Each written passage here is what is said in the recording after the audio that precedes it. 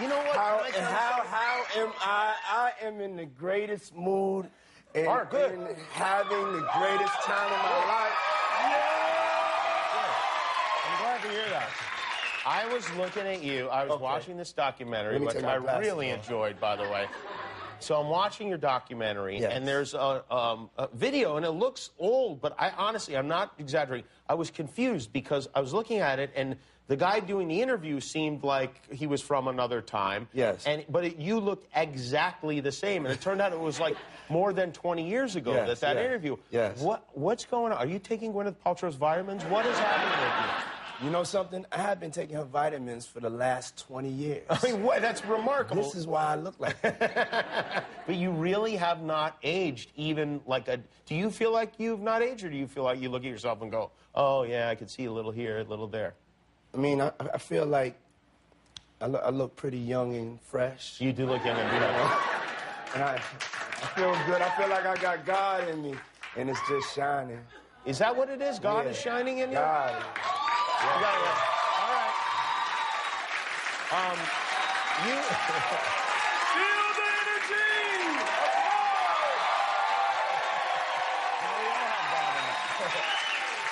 Whose idea was it to make this documentary? It was my idea. You said, I would like to make a film about myself. Yes.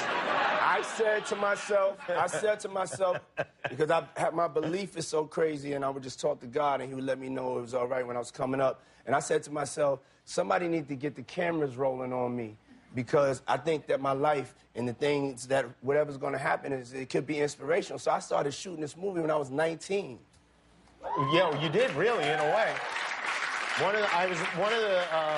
of the moments is your former boss is talking about when you were like, you know, just a young employee, and how he sent you to make a delivery. Yeah, but there was a camera there also, because you could see it. That's how crazy it was. That's why you gotta see the movie. But you were like a hustler, yes. And I don't mean that in like the typical way we hear the word hustler in like the hip hop community. Like when you had a job to do, you'd take the package, you run down the street, you run back and say, what can I do next? Yes. I really felt that if I could be trusted with delivering a tape, to be the best tape deliverer, that maybe I would get a chance to have the responsibility for something else. And I set my eyes on the record business and getting a chance to be in charge of the artists. And so that was my work ethic. And you built this empire that has obviously resulted in you have many millions of dollars, maybe even close to $1 billion. Is that a goal of yours, to make $1 billion? No. It is not? No, it's not going to be. My goal is to be happy. Your goal is to be happy. And you're taking steps towards that goal in a spectacular way. Now, this is from the documentary. This is a room in your house. Yes. This is the candy room in your house. It's a candy It's a room just full of candy. Yes. Why do you have a candy room in the house? Okay. How much pot are you smoking? I mean, from a kid, every day after school, I would go to the candy store, you know, and then one day I would also walk around like in downtown in New York, and as I got older, I saw this Dylan's candy store, and it just really took me back to my younger age. And I'm a young soul, and I just need some candy in my house. So I made a candy room. You're like Diddy Wonka. Yeah. Do you have? I believe I can make anything happen. What is your favorite candy? Jolly Ranchers and Sweet Tarts. Oh, Jolly Ranchers and Sweet Tarts. Which flavor Jolly Rancher? Cherry, wild cherry. That's the one I like too. Yeah. Yes. How about that? And I like the blue Sweet Tarts. The blue Sweet Tarts. Yeah. Okay, very good. So I'd imagine you have a lot of those in there. Yes. And who's the most famous person that's been in the candy room? Probably Stevie Wonder. Really? That's a good one. Stevie Wonder. Yes. What did he have? Did he... I mean, well, all of a sudden my head is just going in a million different places, but... Like, did you tell him which candies were there? Man, I mean, the way Stevie moves, he just go and he knows what he wants. He knows what he wants. It's not he's not. You never seen Stevie doing that. You know, like he doesn't know where he's going. He always knows where everything is. Yeah, he'll tell you what you have on. For real.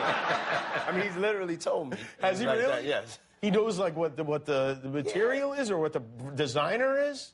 I mean, he'll explain what he sees. Oh, really? Yeah. And is it right, or you just tell him it was right? Amazing, Stevie, you did it again. No. Yeah, I'm wearing my Ghostbusters jumpsuit.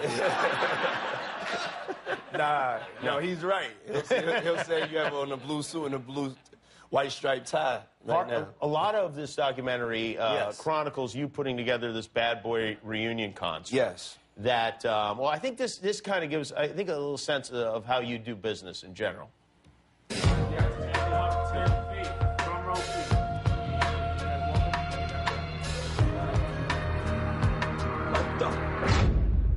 I do not like the lights.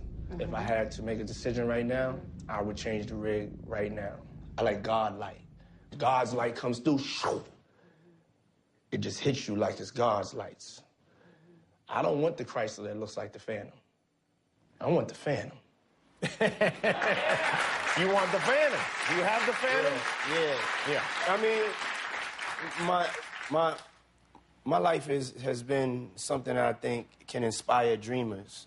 And I've always been a dreamer, and I've always just wanted, you know, to be at a certain level of excellence. And so that's what that's about. Like when I'm putting my shows together, guys, if we're gonna work, get me the best, you know, give me the best, because that's what the people deserve to see from the show. And so I'm very passionate when I work, and I think but I also try to be a little bit funny, take the edge off a little bit. And so that's just really the way I work. That's working with me every day. Probably the saddest and most interesting part, I think, was where you talk about Biggie and Tupake and obviously what happened there in the East Coast and the West Coast. And when your tour came to L.A., something that would have been unthinkable back then, Snoop and Dr. Dre joined you on stage at that tour. What did that mean to you? You got to understand that was one of the biggest things to happen in our culture. Right now, we're living in the results of the hip-hop culture. So as crazy as it sounds, there was an East-West war over music, and, you know, people were killing, you know, and getting killed. And, you know, we deal with that in the movie. And it was something that was just so surreal and so serious and so unfortunate and so sad. But, you know, that's something that we've had to deal with. And it's not like that anymore, is it? Yeah, no, it's not like that. You know, we were all both scared. Sometimes things in your life could just get out of control. We never wanted to have problems with each other. We were all fans of each other, and it was just something in that day and age that just spun out of control. And you know, we've all been friends ever since. Snoop Dogg's one of my best friends. Dre is one of my best friends, you know, and it's just like, it always should have been like that, but sometimes in life there's tragedies so people can learn from them, and, you know, this is God's world, but, you know, the greatest thing is he put us all back together. So well, it's so interesting, this documentary. It's called Can't Stop, Won't Stop, A Bad Boy Story. Yes. It'll be available June 25th, only on Apple Music. Sean Diddy Combs, everybody. Thank you very much.